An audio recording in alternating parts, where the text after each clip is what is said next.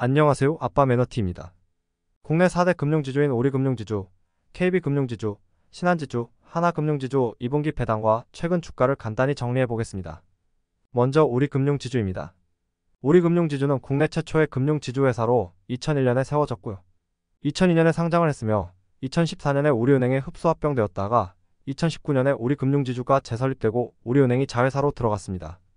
2019년에 재설립되어 배당 시작되었고 2020년에 순이익 감소가 커서 배당금이 줄었지만 22년에 증가했습니다. 21년에 반기 배당, 23년에 분기 배당을 시작하게 됩니다.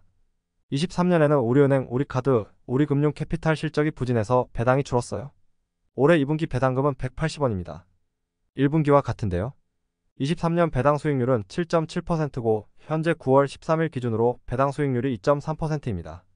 주가는 23년 말 대비 18.6% 상승했고 제가 1분기 배당을 정리했던 4월 말에 1.4만원대였는데 여기에 더 올라 1.5만원대가 되었습니다.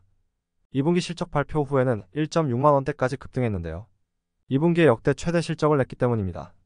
기업금융과 글로벌 IB투자은행 사업을 확대하고 카드사와 캐피탈사와 같은 자회사도 좋은 실적을 보였습니다. 그리고 실적 발표를 하면서 총주주환 원율을 조건에 따라 최대 50%까지 올리겠다고 설명했습니다.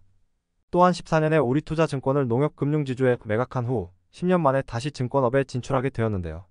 이런 부분도 영향을 줬다고 볼 수 있습니다. 다음은 KB금융지주입니다. 국민은행과 주택은행이 2001년에 합병되어 KB국민은행이 출범되었고 2008년에 KB금융지주가 설립되어 상장하게 됩니다. 23년에 역대 최대 실적을 기록하면서 당기순이익 1위가 되었다고 하는데요. 자산 역시 제일 많다고 합니다. 배당금을 보면 21년에 크게 증액되었고 반기 배당을 했습니다. 22년부터는 분기 배당을 하고요. 22년에는 10원 증액되었지만 23년은 110원이 증액되었네요. 올해 2분기 배당금은 791원으로 1분기 대비 0.9%, 23년 2분기보다 55%가 증가한 금액입니다. 4개 회사 중 유일하게 1분기 대비 배당금을 올렸네요. 23년 말 배당 수익률은 5.7%고 올해는 누적 1.9%네요. 주가는 23년 말 대비 51%가 상승했고 2분기 실적 발표 후에는 9만원 근처까지 갔었는데 KB금융지주 역시 2분기에 역대 최대 실적을 기록했고 4대 금융주 중 시총 1위의 자리를 더 확고히 했다고 하네요. 그리고 4천억원의 자사주 매입 소각도 확정을 했습니다. 다음은 신한지주입니다. 1982년 신한은행을 모태로 지속적으로 성장하다가 2001년에 지주회사 체제로 전환했습니다. 23년은 KB금융증권이 1위였지만 그 전에 22년은 신한금융지주가 1위였다고 하는데요. 배당금은 21년부터 분기 배당을 시작했고 1, 2, 3분기 배당금이 다른 기업보다 크게 증가하는 것을 알 수 있습니다. 대신 4분기 배당금은 줄어드는데요.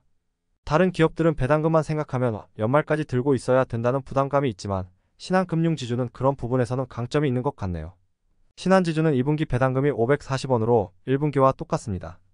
23년 말 배당 수익률은 7.8%고 올해는 누적 2.0%네요. 주가는 23년 말 대비 39% 상승했고 신한지주도 2분기 실적이 좋아 6만원 중반대까지 올랐었습니다. 이 3분기 동안 자사주 3천억원을 매입 후 소각한다고 합니다. 현재 주식수가 5.09억 주인데 24년 말까지 5억 주로 줄이고 27년 말까지 4.5억 주로 줄인다고 하네요. 마지막은 하나금융지주입니다. 하나은행을 주축으로 2005년에 설립되었습니다. 하나금융지주는 나머지 3개 기업보다 주주환 원율이 높다고 하는데요. KB금융지주와 신한금융지주는 자사주 비중이 높아서 배당 수익률이 낮다고 합니다. 23년에 역대 최대 영업이익을 달성했고 올해 자사주 매입을 3천억원으로 23년에 2배 가깝게 한다고 하네요. 배당금은 18년에 이미 반기 배당을 시행하고 있었습니다. 다른 기업에 비해 코로나 때 배당 삭감이 적은 편이었네요. 21년에 배당금이 크게 증액되고 조금씩 배당금이 오르고 있습니다. 23년은 분기 배당을 시작했고요. 주가와 같이 보면 코로나 때 주가 하락폭도 제일 적습니다. 마지막 하나금융지주는 2분기 배당금이 600원으로 1분기와 같고요. 23년 2분기와도 배당금이 같습니다. 23년 배당 수익률이 7.8%였고 올해는 누적 2.0%입니다. 하나금융도 실적이 잘 나왔습니다. 23년 말 대비 주가는 40%가 증가했는데 하나금융은 2분기 실적 발표 때 순이자 마진 NIM과 보통주자본 비율 하락이 상대적으로 컸었다고 합니다.